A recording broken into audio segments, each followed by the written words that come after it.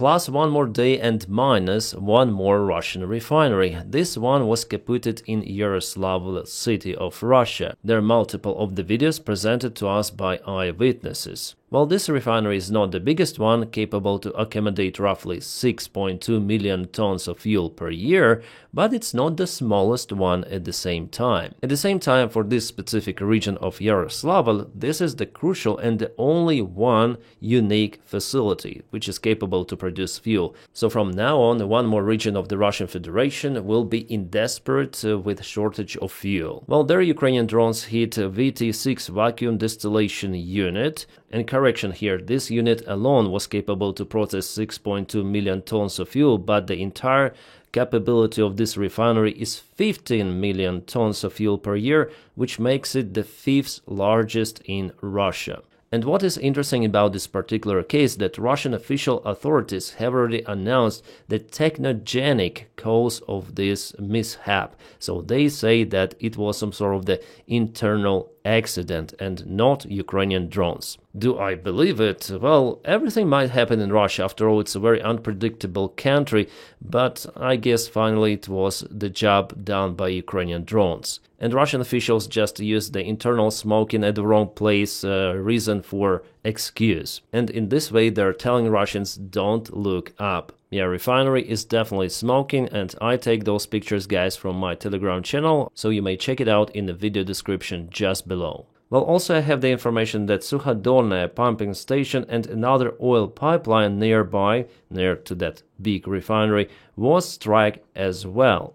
The station is part of the main Kybyshev-Lysychansk pipeline with a nominal capacity of 7,000 cubic meters per hour. And also we have the confirmation from this place from NASA fire satellite detectors firms. Yeah, we don't have many more photos from the place, like for example this one, because it's further away from the city. But if you check out this image, you may see that the other smoke cloud is coming from the different area. It confirms that not just the refinery was hit, but also pumping station with crucial oil infrastructure. So this is this pumping facility that I showed you before on the images, and this is the pipeline itself. This is very important for the Russian export, because this pipeline goes to Novorossiysk port, which was kaboomed recently. Yeah, the piers was kaboomed by Ukrainian drone boat, so the Russian oil export was disturbed, and here is one more hit on the same pipeline. It is crazy. Ukraine knows exactly the most vulnerable parts of the Russian oil and fuel infrastructure. So it all hurts the Russian economy, and here you can see the graph of India's purchases of the Russian oil.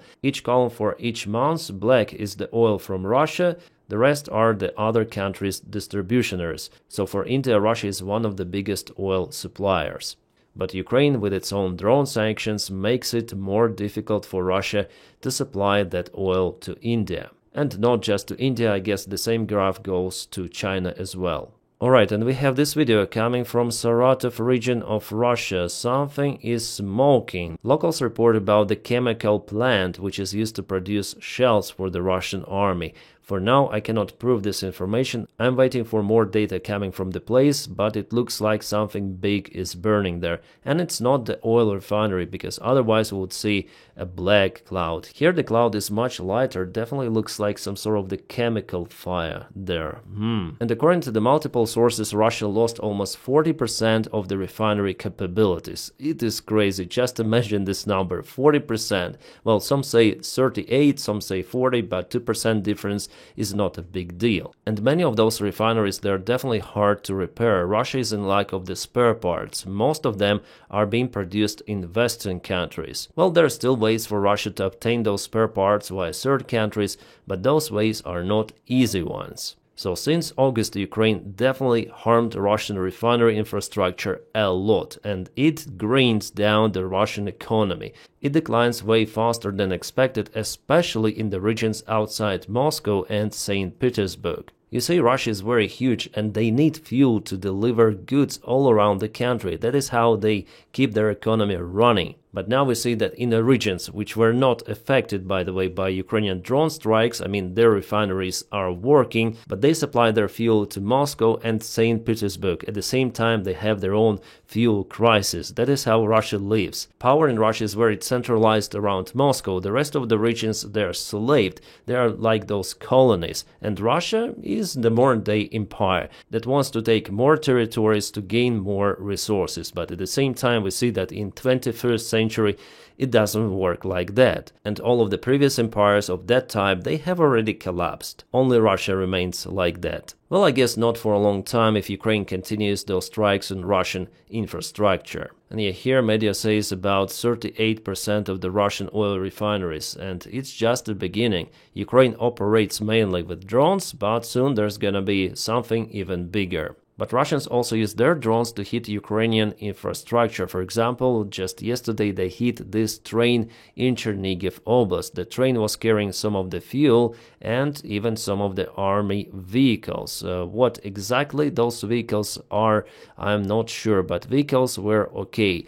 The fuel, however, ignited and there was a fire. So you can see Ukrainian locomotive down here. And here we have the fire, so they managed to hit this train, definitely. I may confirm it, but about the vehicles, judging on the reports coming from our volunteers, they're fine. But here we may see that fuel wagons definitely were burning. It is not the first time that Russians are hitting Ukrainian infrastructure, but it's the first time that moving target was hit by a Russian Shahid drone. Because Russians started to use remote control systems on those drones, so they're able to control Shahids flying elsewhere. Also, as you saw, they used the thermal camera. And just to remind you, this Shahid drone was shut down. Some of the components were produced elsewhere, in Europe, in the United States of America, and they may operate without any sort of the SIM cards with the help of the 2 Shahid drones at least. So one Shahid drone is flying at a distance of 150 kilometers, and it receives the signal from the control center.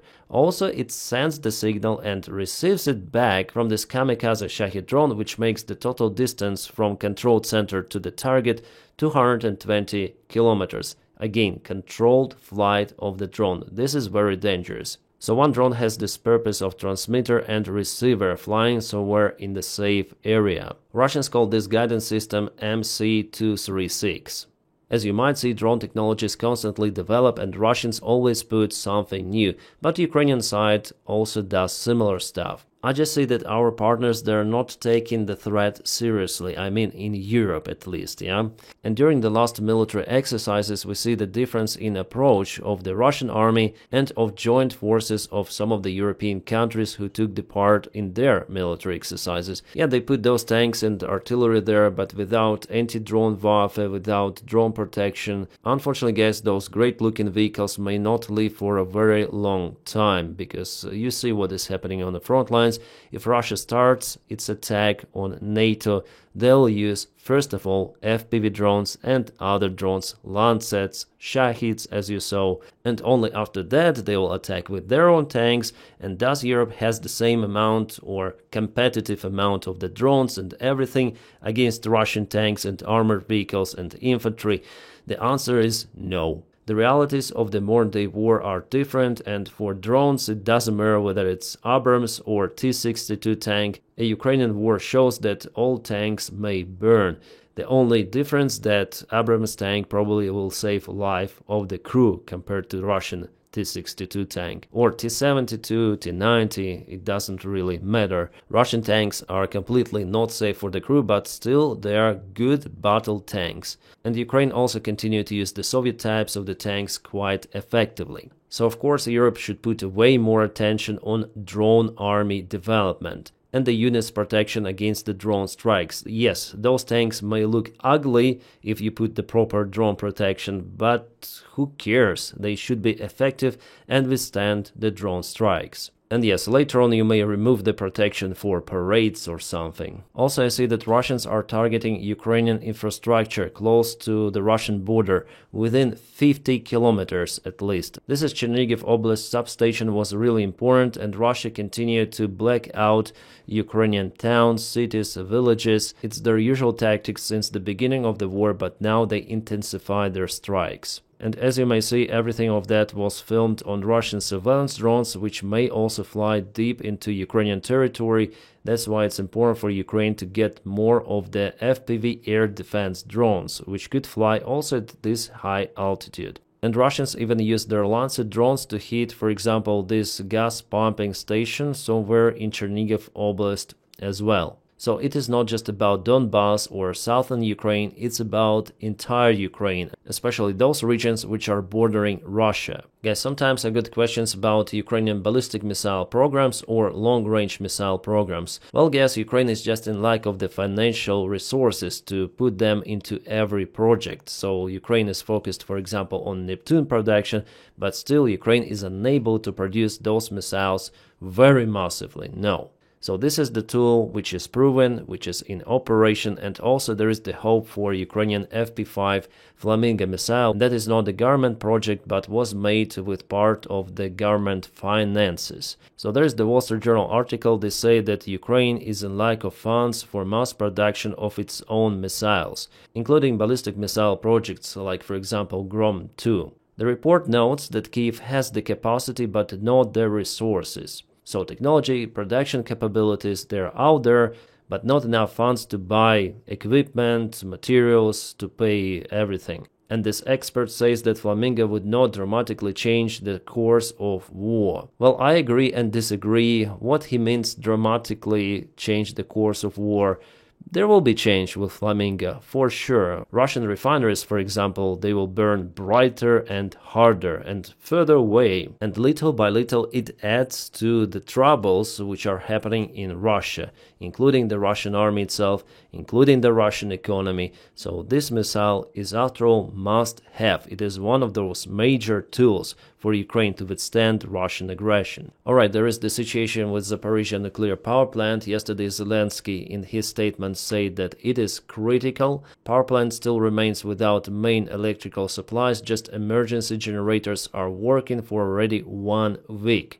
Well, here we have the official report from the International Atomic Agency. They say that while the plant is currently coping thanks to its emergency diesel generators, it is still the last line of defense, and there is no immediate danger as long as they keep working. Well, Zelensky says that it's the danger. Here they soften the rhetorics, yeah? It is not clearly sustainable situation in terms of nuclear safety, however they say, yeah, so it's difficult for them too. Yeah, international atomic agencies like United Nations, let's say they're tasteless, they may just provide their own recommendations, and this organization has absolutely zero levers to act on Russia. And Director Grossi says that the current status of reactor units and spent fuel is stable as long as emergency diesel generators are able to provide sufficient power to maintain essential safety-related functions and cooling. So for him, it is stable. Yeah, for Zelensky, it's not stable. For Russians, they don't even tell about Zaporizhia nuclear power plant. Yeah, just yesterday, I think Lavrov stated that